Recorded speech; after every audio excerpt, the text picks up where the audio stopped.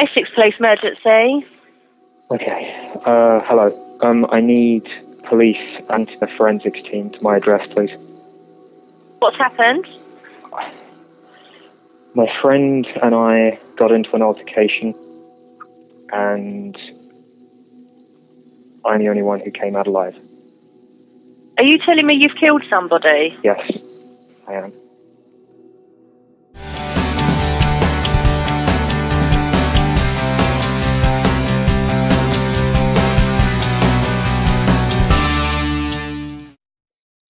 The voice at the end of that phone call was calm, collected and measured. Just under a year later, that man, 19-year-old Lewis Daynes from Essex, was sentenced to life in prison for murdering 14-year-old Breck Bednar. Described by police as a cruel, manipulative person, Daynes had spent months building up online relationships with vulnerable teenage boys. One of those boys was Breck, who lived with his mother and siblings in Surrey. A dedicated student at a school in Redhill, a churchgoer and member of the Air Cadets, Breck was a kind, intelligent and extremely gifted young man. Breck had started communicating with Daynes through an online gaming website that him and a couple of his friends were members of in 2013. Together, the boys would spend time playing games and chatting over TeamSpeak, a piece of software which acts like a telephone conference call. But some of the gamers soon became concerned Breck was being controlled and turned against his family by Daynes. Under the instruction from Daynes, Breck had told his father Breck Bednar that he was going to meet a friend on the 16th of February and later asked permission to stay overnight. Police can't be sure of exactly what happened inside that flat that night between Daynes ordering a pizza at 20 to 7 and the call he made to emergency services at 11:06 the next morning. In this episode, we explore this really important learning event for safeguarding leaders. For me, it's an important reminder that young people play an important role in the well-being and safety of themselves and friends by recognising the signs of grooming and online exploitation. Breck Bednar was born March 17, 1999, to Lorin LaFave and Breck Bednar in Chatham, Surrey. The name Breck was a tribute to the town of Breckenridge in Colorado, where the couple first met. Lorin and Barry were originally from the United States, but moved to the United Kingdom in 1996 for Barry's job in the oil trading industry. Barry was highly successful in his career and the family lived very well as a result. In 2002, the family doubled in size when Lorin gave birth to triplets Chloe, Carly and Sebastian. Everyday life was full on, but never without joy and laughter. Breck loved playing with his sisters and brother and teaching them new things. In return, they adored and looked up to him. 6 years after the triplets were born, however, Lorin and Barry split up. Lorin and the 4 children stayed at the family home in Surrey whilst Barry moved out. Barry did continue to be a constant in the children's lives, playing an active role in their upbringing. And Breck's relationship with his father stayed strong despite the breakup, and Breck regularly stayed over at his house. Breck continued to excel academically and socially. Once he was old enough, he joined the Air Cadets, and in his free time he could usually be found playing computer games and chatting with his friends on TeamSpeak. Lorin got a job as a teaching assistant at a local primary school and started seeing someone new. She often had friends over to the house for parties and gatherings. The family went to church together every Sunday, and on the whole, life was pretty good. The changes in Breck did not happen suddenly, but rather became increasingly pronounced over a period of several months. Breck celebrated his 14th birthday in March 2013, and it was around the same time that he'd become increasingly isolated. What bothered Lorin was the unpredictable moods Breck would be in when he surfaced from his room. It was not how you'd expect a person to behave after chatting with friends for hours. Breck would also refuse to go to church and miss several sessions with the Air Cadets he had originally been so dedicated to. Lorin soon got a clue as to what was causing these changes in her son's behaviour, as Breck regularly brought up a boy named Lewis, who was part of their exclusive 6-person gaming club. Lorin knew Breck's old friends from school were also a part of the club, but she'd never heard of this Lewis before. Breck would often start arguments with his mum about things that he felt he didn't have to do. For example, Breck would complain that he shouldn't have to do chores around the house if it wasn't him making the mess. Now, despite being brought up as a devoted Christian, Breck complained about going to church, as Lewis had told him that he shouldn't have to go if he didn't believe in God. So turning to Lewis then, Lewis Daynes was a 19-year-old unemployed computer engineer who spent day and night playing games online and chatting with a group of 6 younger boys. To look at Daynes, you wouldn't think he was much older than Breck and his friends. No one really knew Daynes very well. He'd moved out of his parents' home when he was 16 and he lived alone.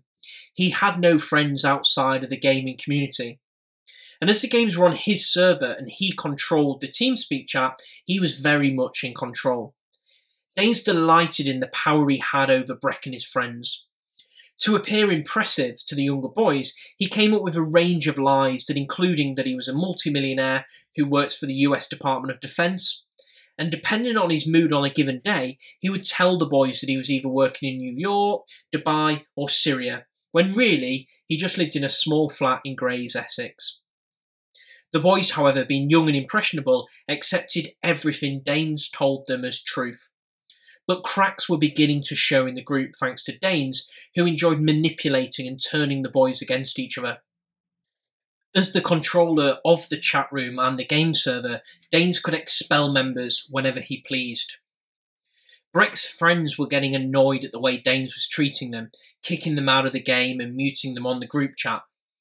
But as they were distancing themselves from Daynes, Breck's loyalty to him only grew. They expressed their concerns about Daynes to Breck, but he just shrugged them off and at times became very defensive and angry. Breck's relationships with his family and friends were becoming increasingly strained. He was now bringing up Lewis Daynes multiple times a day. Breck told his mum that Daynes was going to get him an apprenticeship at Microsoft when he turned 16, so he wouldn't have to worry about finishing at school. Lorin was sure that Daynes was probably an online predator who was lying to her son about everything, where he lived, his oppressive achievements, his age. So to restrict Breck's communication with Daynes, she tried to limit his access to the computer and forbid him from using Daynes' server.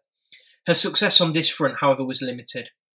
Fearing for Breck's safety, Lorin called Surrey Police on their non-emergency line on December the 17th, 2013.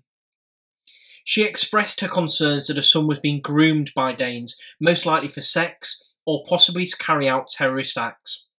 This belief stemmed from overhearing Daynes expressing his anti-government and anti-religious beliefs to Breck on several occasions. Lorin spoke to an operator for 12 minutes, repeatedly bringing up her concerns with grooming. The operator told her that police checks would be carried out on Daynes and if warranted, an investigation would take place. Despite what Lorin was told, no checks ever took place. The inquiry was closed just 1 hour after she made the call. Breck had a plan for February the 16th, 2014, a plan that only he knew about. This was going to be the first time he would meet Lewis Daynes. Daynes had told Breck that he needed to hand over his multi-million-pound tech company to him and had to show him the ropes in person. The two had known each other for just over a year at that point, and Breck considered Daynes a good friend, despite his mother trying to stop their communications. His other friends didn't use Daynes' server to game much anymore.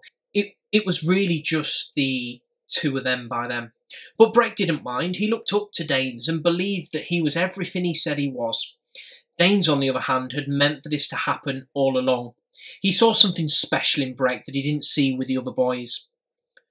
So, on Monday, February the 17th, 2014, whilst it was the first day of half-term, Breck told his father, whom he was going to be spending half-term with, that he was going for a sleepover at a friend's house on the night of Sunday the 16th. He also told him that the friend's house was only a few streets over from the family home in Chatham. Barry was happy for Breck to have a sleepover. It meant that he wouldn't be sitting in his room on his computer as he did most evenings. In reality, Breck was planning to get a taxi paid for by Daynes from Chatham to Grays, over 30 miles away. On the evening in question, Breck walked a little way down the road out of sight of his house and then got into the taxi. This would be the last time that Breck Bednar was seen alive. Many students from Breck School stayed in bed late into the morning of the 17th, enjoying the first day of half-term. But Barry waited patiently for Breck to arrive that morning. He called and texted him but got no response.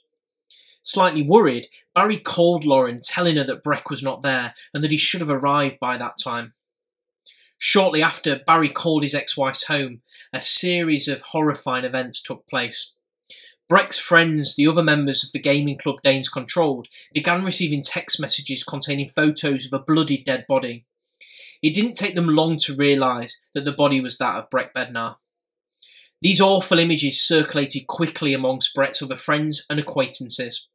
And it wasn't long before his triplet siblings, only 12 years old at that point, started receiving messages from friends asking if what had happened to their brother was true.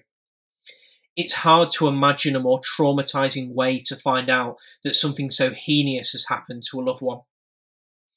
At 11:06, Essex police received a phone call from a man explaining that he needed police and a forensics team to his address because he and his friends had gotten into an altercation and only one of them had come out alive. The man was eerily calm during this account, explaining that his friend was trying to kill himself and that he, the caller, was trying to stop them. The man on the phone was Lewis Daynes, and he was describing how he'd killed Breck Bednar. When the police arrived, it became immediately clear that there had never been an altercation between the two. The attack had been completely one-sided. Breck lay lifeless on the floor of Daynes' flat, his wrists and ankles tied up with duct tape, and a deep cut across his throat glared up at the officers.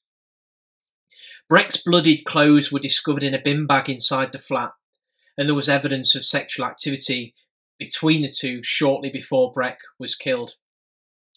The police also found all of Daynes' encrypted electronic equipment immersed in water in his sink, hence destroying any evidence of communications between he and Breck or anything else suspicious that he might have been hiding. Police officers quickly arrested Daynes at the scene and took him into custody. To make everything that much more painful, the day Breck was found murdered was Lorin's birthday. She said, "I'm heartbroken and lost without my Breck and will never be the same. He was murdered on my birthday this year and so much of me died as well," she would later say during an interview. Now, whilst Daynes initially maintained that Breck's murder had been accidental, detectives easily saw through his claims. His trial was due to begin on November the 25th, 2014, but in a surprise move, he changed his plea to guilty during his pre-trial hearing. During the hearing, prosecutors spoke of the sexual and sadistic nature of the murder, citing that Daynes had purchased duct tape, condoms and syringes online shortly before Breck's murder. Daynes' sentencing took place on January the 12th, 2015. Mrs. Justice Cox said during the sentencing, "Having lured the young victim to your flat, you murdered him. You had befriended Breck and a number of other adolescent friends through an online community. I'm sure that this murder was driven by sadistic or sexual motivation." Daynes was sentenced to serve a minimum of 25 years in prison for the murder of Breck Bednar. If and when he's released, he will likely be at least 44 years old. No amount of time behind bars will ever change the poisonous attitude and actions of a psychotic animal who can behave this way, Lorin said of Daynes after his sentencing.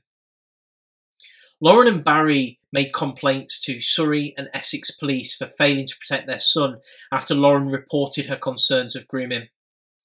The Independent Police Complaints Commission, the IPCC, carried out investigations into both forces. The IPCC found that the person who took Lorin's call lacked the knowledge and expertise of how to handle such reports appropriately. Lorin should have been directed to specialist agencies who are there to support parents who have concerns that their child is being groomed, such as the NSPCC or the National Crime Agency Group, CEOP. More damningly, they never checked the police national computer to see if there was any record of Lewis Daynes. As it turned out, Daynes had previously been accused of raping a boy under the age of 16 in 2011. Whilst the case was not pursued by the victim, the record still existed. If they'd looked, they would have given Lorin's report the proper attention it deserved. A damages payment was settled upon between Lorin and Barry and Surrey Police, and Surrey Police also agreed to bring about changes which would ensure what happened to Breck would not happen to another child under their watch. These changes included the development of a child sexual exploitation and grooming checklist for call handlers, as well as designated training specifically aimed at how to handle reports of child grooming. Breck was buried at St John the Evangelist in Chatterham on March 17, 2014, which would have been his 15th birthday. Hundreds of people gathered to celebrate his short but inspiring life. A memorial fund was set up in Breck's name, which raised more than £25,000 in just a matter of weeks. With regards to the fund, Breck's parents put out the following statement. They said, "As Breck had a great passion for the possibilities offered by innovations in commuting, we will use this fund to support computer education for young people, including the responsible use of technology. As the family recovers from the initial shock and grief of our loss, we can begin to develop our plans to use this fund both to help others and to honour the memory of the talented boy whom we all loved so dearly." As a result of her son's murder, Lorin became a strong advocate for keeping children safe online. Her aim is to do everything she can to stop what happens to Breck happening to another child. As such, she started the Breck Foundation, later stating in an interview with the BBC that I want Breck's tragedy to open the eyes of everyone to recognise the dangers of online predators. It is a very real danger today. We all need to look after each other. The slogan of the Breck Foundation is, "Play virtual, live real." As Lorin puts it, the internet is a great tool, but play virtually with those friends, live real. Only meet up with people you know face to face in the real world. Breck didn't live real. His reality was death, because he believed in some evil person's lies. The Breck Foundation was set up in 2014 in response to Breck's murder. The website, which is linked in the resource bank below, is full of fantastic resources for young people, parents and professionals to help guide them on how to use the internet safely and navigate the ever-evolving world of technology. In addition, resources-wide, through CEOP, education professionals can access free online safety resources, the latest guidance, and toolkits to support parents, carers and children online, or those that have concerns around a child being groomed or exploited on the internet. Breck and his friends were groomed by a man who ran an internet gaming site. They were told an elaborate web of lies to gain their trust. But despite many attempts to stop her son from contacting the predator and alert him to the fact he was being groomed, Lorin was unable to prevent her son's murder in February 2014. Breck had ignored the safety advice he'd been given by friends and family and was lured to the predator's flat by fake promises and lies. As a result of that tragedy, Lorin created the Breck Foundation, and that charity has now delivered powerful presentations using Breck's story as an example. And last year it reached more than 20,000 students, 4,000 parents and 7,000 safeguarding professionals. Lorin believes that had her son seen the kind of talk that the foundation now presents to schools, he may still be alive today.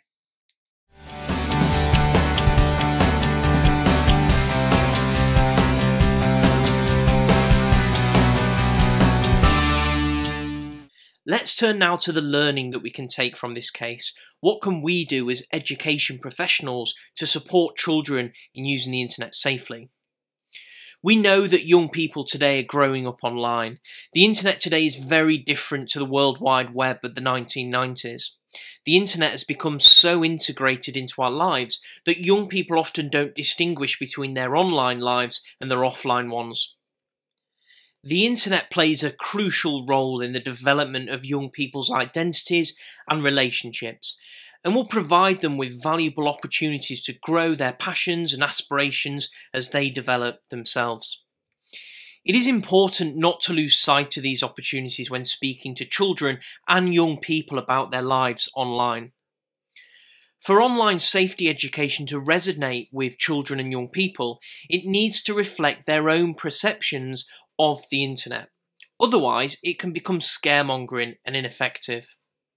Acknowledging the fun and exciting prospects of online life as well as looking at the risks. Talking about relationships, sex and the internet with young people can feel daunting, but it's important to remember that the internet is actually just another public space, and young people themselves haven't changed. Although much of their activity now happens online, the behaviours themselves haven't changed at all. Just as when we were young people are still exploring their identities, keeping up with their friends and developing relationships. It's important to remember that the internet hasn't changed this, it's only changed the space in which these behaviours are explored. The emergence of new apps and games every day can make the internet feel overwhelming, but there are actually only a limited number of functions apps can have. The National Crime Agency group CEOP uses a simple technique of breaking apps down into their key functions of viewing, sharing, chatting and friending, and asking some simple questions in order to gain a better understanding of how the app works. The internet provides lots of opportunities for young people to learn and gain information and support, but it's a public and open place, one where anyone can post and share content. This is part of what makes it such an exciting place, but it also means that children and young people could see violent or sexual content or other extreme material. It's really important to talk to young people about the things that they might see online. An example often cited is the age-inappropriate content viewed by children and young people in online gaming. Games made for an adult audience involve adult content, but they're often played by children and young people. Age restrictions exist to make viewers aware of the type of content in a game or app, and it's important that parents and carers are educated on age restrictions. Games and other apps enable children to share an incredible amount of information about themselves, have conversations with their friends, and also potentially provide contact with people they do not know. With this in mind, parents and carers should take age restrictions seriously. PEGI, the Pan-European Game Information, is an age rating system designed for gaming. It includes age ratings and content indicators to show the type of content included in a game. For example, violence, sex, discrimination and drugs. Parents and carers should be informed of the PEGI rating system, as well as other age ratings for apps from the Apple Store and Google, so that they can make informed choices as to whether they want their young person or their child to be using them. So reflecting on what we heard earlier about Breck, I want you to think about how many children and young people you know with an online friend who they've never met in the real world. Or how many young people do you know with over 1,000 online friends of some type? It's not uncommon for a young person to have hundreds, possibly thousands of friends on social media. The social web can sometimes be seen as a tool for young people to quantify their popularity by how many likes, friends or followers they may have. Children and some adults frequently refer to their online contacts as friends, even though they may have never met them face to face. They may feel comfortable disclosing private or intimate things to online friends, and are very credulous of who that person is telling them that they are who they are. It is important for young people to know the difference between a friend in the real world and an online friend. Some people online generally just want to chat or be friends, but others may put pressure on young people or manipulate them or may not be who they say they are. People who want to groom children will use any site or service which is popular with a young person. They can become very active in online games or communities popular with children. On social media, they may send out multiple friends requests at random in hope that a young person will accept them. In games and chat rooms, just like the one on TeamSpeak we were talking about earlier, they will try to start conversations with young people and ask them to chat privately, perhaps on social media or in a mobile chat app. Children and young people should be wary of people they friend and talk to online and should not share too much personal information with them. It is vital that they know they can talk to a trusted adult if anything bothers or worries them online. As for yourself, what methods are you currently using to teach children and young people about the differences between real-world friends and online friends? The Think You Know website by CEOP has advice covering friendships online. And it also has a categorised resource library available at www.thinkyouknow.co.uk/professionals/resources, and I'll link it in the resource bank below. The story of Breck Bednar is an important reminder as to why it is so important that we as professionals support young people in using the internet safely, reminding them of the important role that they play in the well-being and safety of not only themselves, but their friends too, by recognising signs of grooming and exploitation.